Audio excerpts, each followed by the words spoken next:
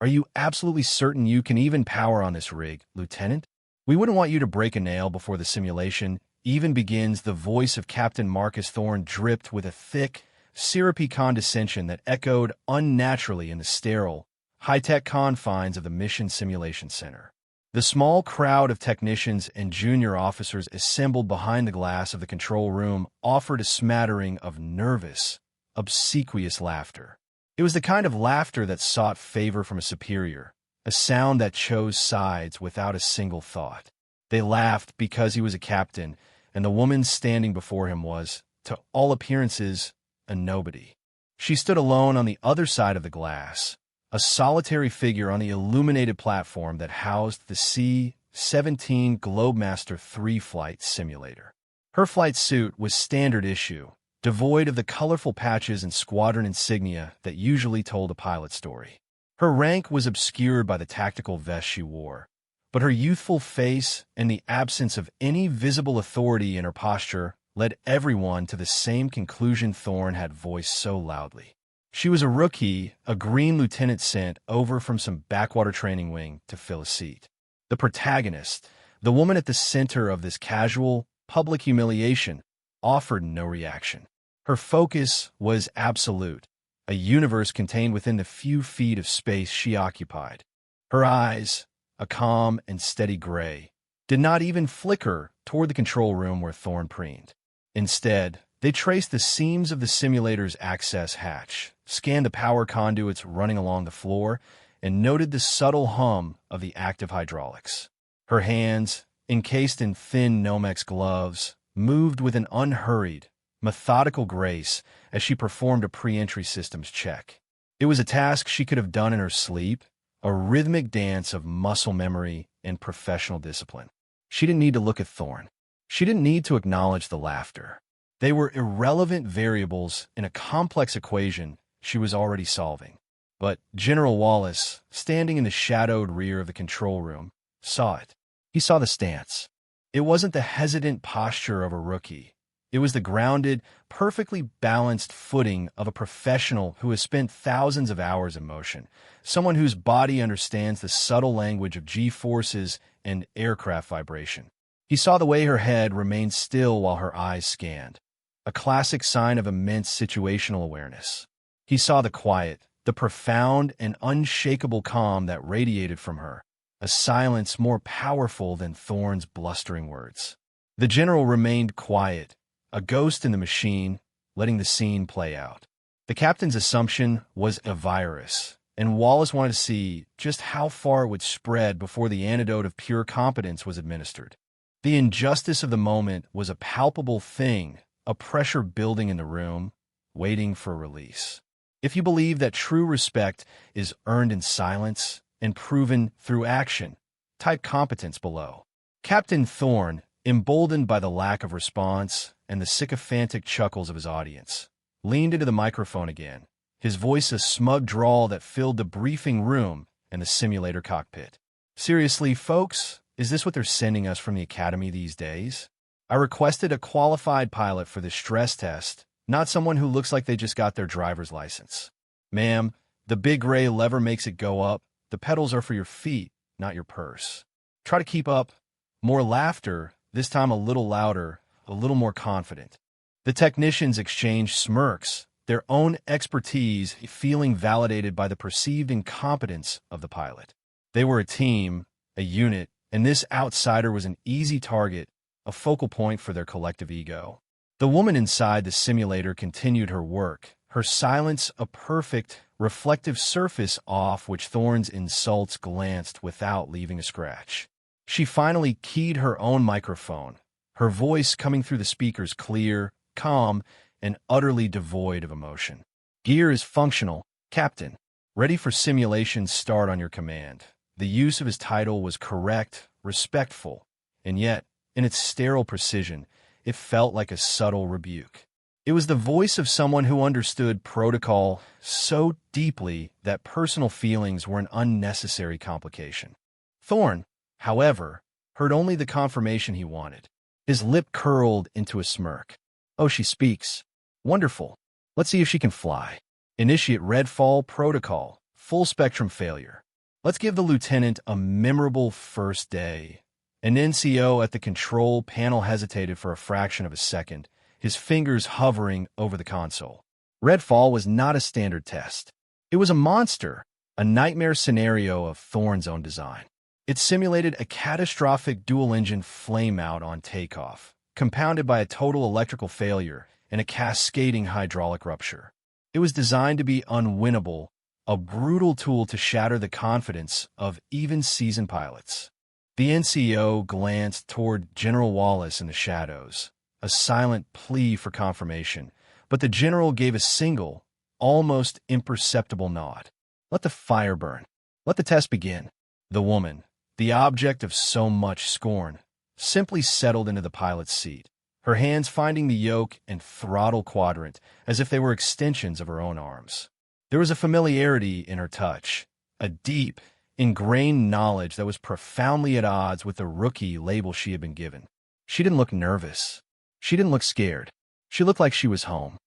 The world inside the simulator erupted into a symphony of manufactured chaos. A gut-wrenching lurch was followed by the piercing shriek of a dozen different warning alarms, each one screaming of imminent, catastrophic failure. The panoramic screens that served as the cockpit windows displayed a terrifying view.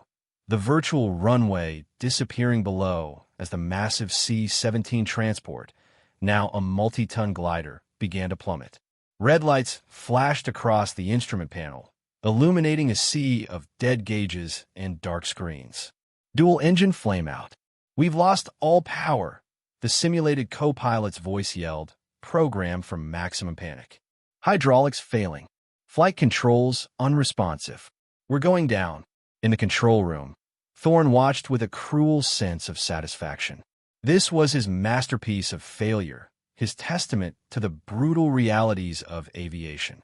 He expected to see panic, to hear a desperate, fumbling voice on the comms, to watch the inevitable crash and burn that would vindicate his initial judgment.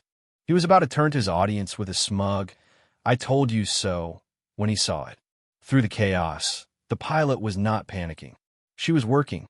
Her movements were a blur of focused efficiency, a stark contrast to the violent cacophony around her.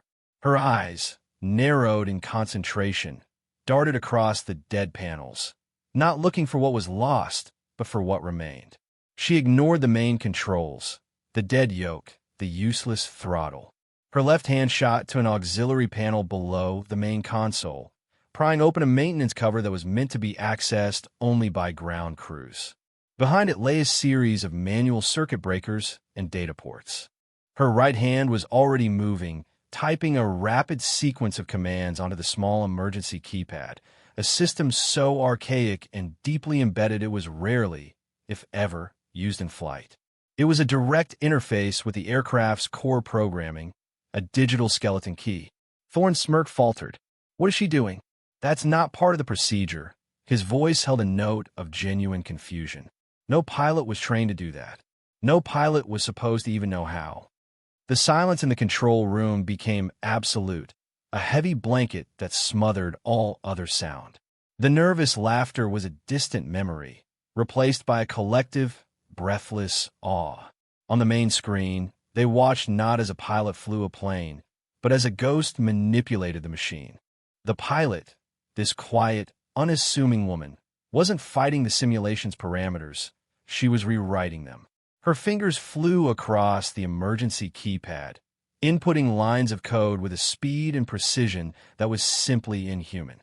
She was bypassing Thorne's carefully constructed layers of failure, manually rerouting the last vestiges of battery power, forcing dormant systems back to life. A single screen flickered on, the attitude indicator. Then another, the vertical speed indicator.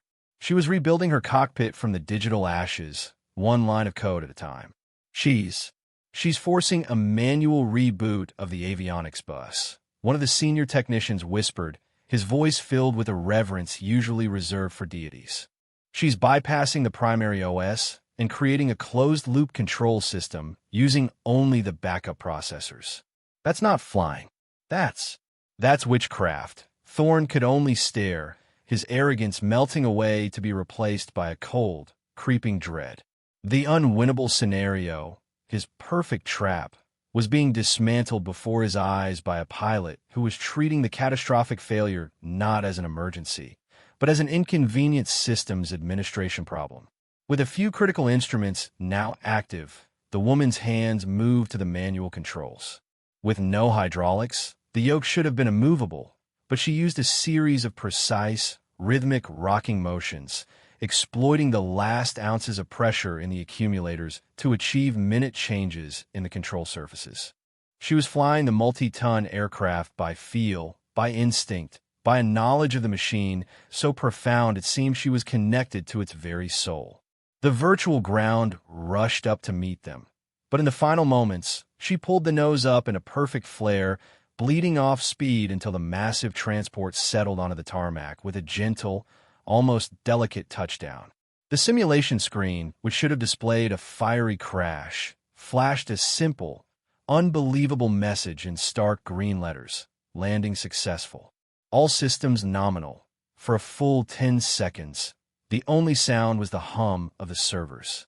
Then Thorne, his face ashen, finally managed to stammer a single, broken phrase. "No way.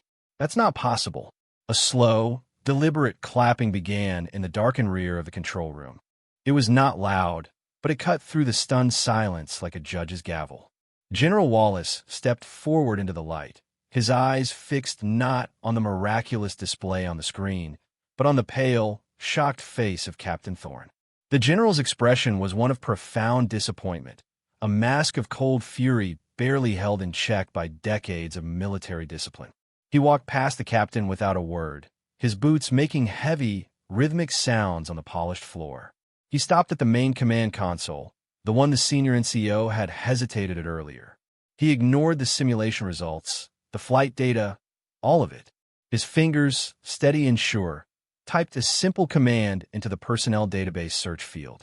A name, a service number. He hit enter. A single file appeared on the main monitor for all to see, projected in high definition over the image of the safely landed C-17. The name at the top read, Reed Evelyn. Major. A collective gasp went through the room. Major. Not lieutenant. Not a rookie. A field-grade officer. But it was the lines of text below the name that truly sucked the oxygen from the air, each one a hammer blow to the foundation of their arrogant assumptions. The narrator's voice, now filled with the weight of revelation, would have listed them like a litany of forgotten truths. Unit, Aegis Wing, Advanced Avionics Development. A top-secret, almost mythical research and development group responsible for the Air Force's next generation of technology. Flight hours, 8,412, a number that put her in the top 1% of all active pilots. Combat sorties, 457, over multiple contested airspaces. But the final two lines were the ones that shattered the last remnants of Thorne's world. Special Commendation, Distinguished Flying Cross, for successfully landing a B-2 Spirit bomber with a complete hydraulic and quad-redundant flight computer failure, an event deemed unsurvivable by its own manufacturer. And the last line, the one that recontextualized everything. Project Lead, C-17 Redfall Protocol. Chief Architect. The woman in the simulator hadn't just beaten the test. She had created it. She had designed the unwinnable scenario herself. As the access hatch to the simulator hissed open, Major Evelyn Reed stepped out onto the platform. She moved with the same unhurried calm she had displayed before the test, her expression unreadable. She methodically removed her gloves, her focus seemingly on that simple task and nothing else. She was an island of tranquility in a sea of shock and dawning horror. General Wallace turned from the monitor and faced her. As she approached, he did something that no one in that room had ever seen him do for an officer of her apparent rank. He snapped to rigid attention, his back ramrod straight, and rendered a salute so sharp, so precise, it was a physical manifestation of profound respect. The gesture was a thunderclap in the silent room. Major, his voice boomed, sharp and formal, cutting through the thick atmosphere. Your assessment of the system's performance under stress? Reed met his gaze, and for the first time, a flicker of something, not emotion, but a deep, shared understanding, passed between them. She returned the salute with equal precision. The core OS has a vulnerability in its fail-safe protocols, General. A pilot with the right back-end knowledge can force a system override. It's a security flaw. We'll need to patch it before deployment. Her voice was still calm, technical, analytical. She had just performed a miracle of aviation, and her first thought was to file a bug report. General Wallace dropped his salute and then turned his gaze upon the assembled staff, his eyes lingering on the now trembling Captain Thorne. His voice dropped, becoming a low, dangerous weapon. "Captain Thorne," he began, his tone like grinding stones. "You asked this officer if she could handle the gear." He gestured to the screen displaying her file. "Major Reed doesn't just handle the gear. Major Reed is the gear. She designed the flight control software. She wrote the code for the hydraulic feedback systems. She personally developed the very failure algorithms you thought were so clever. The unwinnable scenario you used to break young pilots was a simple diagnostic she designed 6 years ago to test the outer limits of the core programming." He took a step closer to Thorne, his presence overwhelming. "You weren't testing a pilot today, Captain. You were being evaluated. Major Reed was here, anonymously, at my personal request, to conduct a final review. Not just of the technology, but of the personnel who operated. Your assumptions were not just unprofessional. They were a critical failure in judgment. Your conduct was not just unacceptable. It was an embarrassment to this command. You looked at one of the most decorated and brilliant aviators this Air Force has ever produced, and you saw nothing but a target for your own ego." The story of what happened in Simulation Center 4 spread through the base with the speed of an electrical current. It started as whispers among the technicians, then became hushed conversations in the chow hall, and finally evolved into a full-blown legend passed between pilots in briefing rooms and barracks. They called it the Reed override. They called her the ghost in the machine. The details became grander with each telling. Some said she landed the plane with her eyes closed. Others swore they saw smoke coming from the emergency keypad as her fingers flew across it. The core of the story, however, remained unchanged. A quiet major, mistaken for a rookie, had single-handedly dismantled not only an impossible simulation, but also the arrogant assumptions of an entire command structure. It became a modern military fable, a cautionary tale whispered to new arrivals at the base. "Be careful who you mouth off to," a seasoned sergeant would tell a cocky young airman. "The quiet ones are the ones who write the code. The person you dismiss might be the one who built the room you're standing in." Captain Marcus Thorne was formally and publicly reprimanded. The official letter cited a profound lack of professional judgment and conduct unbecoming of an officer. He was stripped of his position as director of simulations and reassigned to a dreary, windowless office in the logistics wing, tasked with inventorying spare parts. A humiliating fall from grace. Weeks later, he was required to deliver a requested avionics report to the Aegis Wing development offices.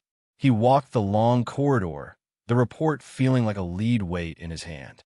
He knocked on a door marked simply "Reed." When she told him to enter, he found her not behind a grand desk, but sitting at a workbench, surrounded by schematics and circuit boards, a soldering iron in her hand. She looked up, her gray eyes as calm and analytical as they had been in the simulator. Thorne stood stiffly, unable to meet her gaze for more than a second. "Ma'am," he said, his voice quiet and hoarse. "The inventory report you requested." He placed it on the edge of her desk. He paused, swallowing his pride, the hardest thing he had ever had to do. "Major, my apologies for my conduct.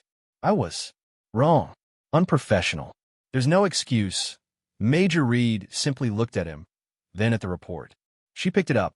"Thank you, Captain.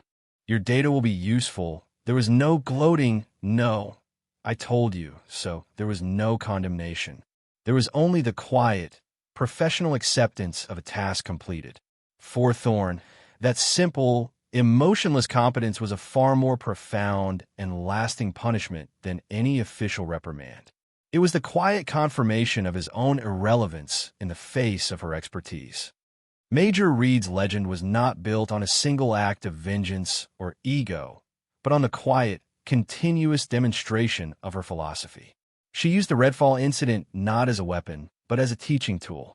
In a base-wide briefing on the new avionics suite, she put a slide up on the screen.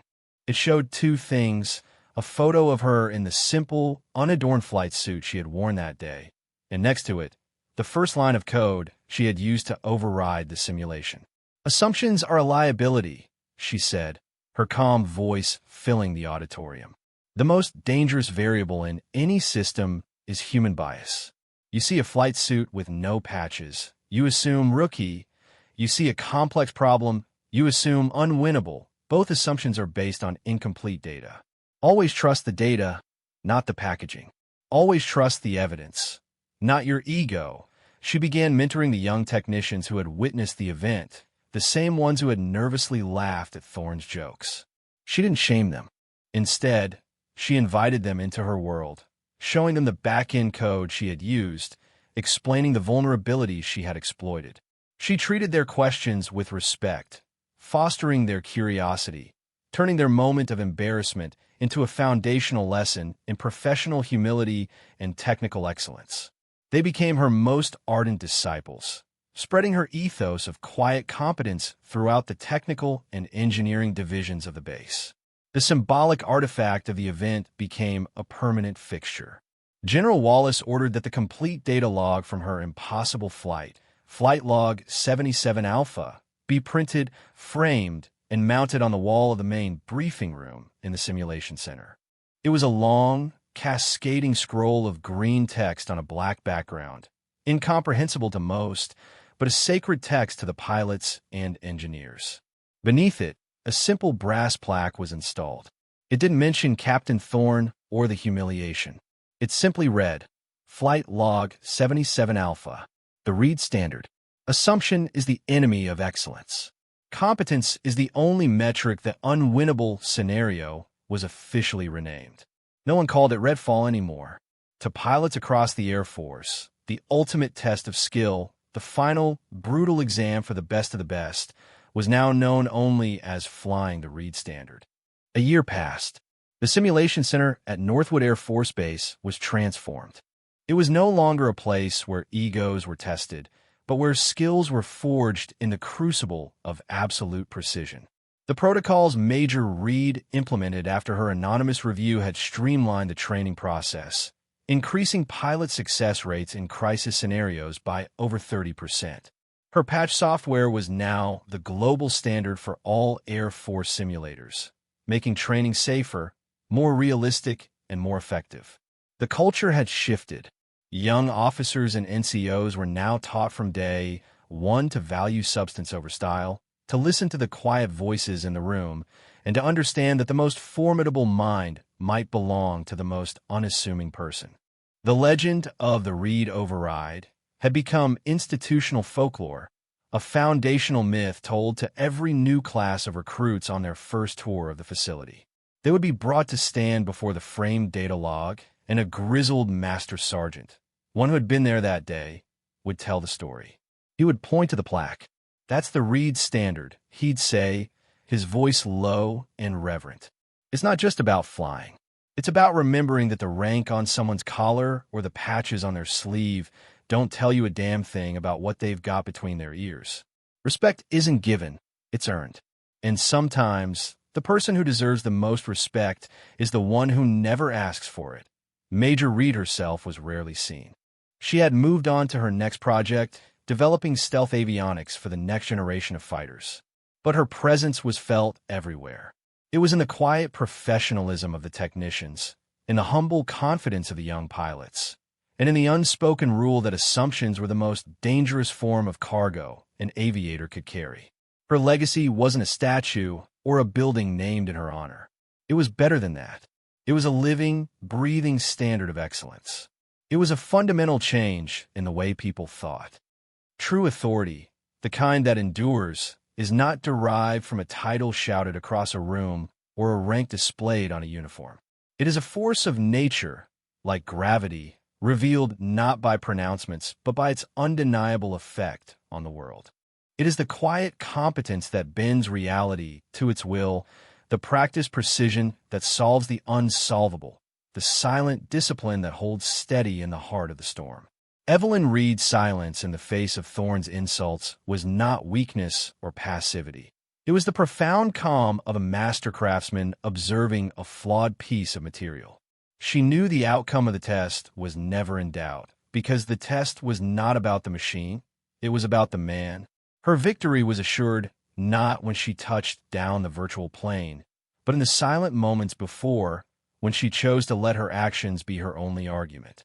Her competence was her voice, her skill was her rebuttal, and the perfect landing was merely the final, irrefutable word in a conversation she had dominated from the very beginning without ever raising her voice. This is the legacy of the quiet professional. It is a legacy written not in headlines, but in lines of code that save lives. It is measured not in medals, but in the higher standards that others are inspired to meet. It is a reminder that the loudest person in the room is often the most insecure, and that true strength doesn't need to announce its presence. It simply is. The story of that day became more than just a legend. It became a core principle, a guiding light for a new generation. It taught them that a legacy isn't what you leave behind in your wake, but what continues to move forward because of the standard you set. It is the quiet, persistent, and undeniable triumph of what is real over what is merely loud. For more stories where quiet competence triumphs over loud assumption, and where practiced precision defines their worth, subscribe to Unknown Heroine Tales.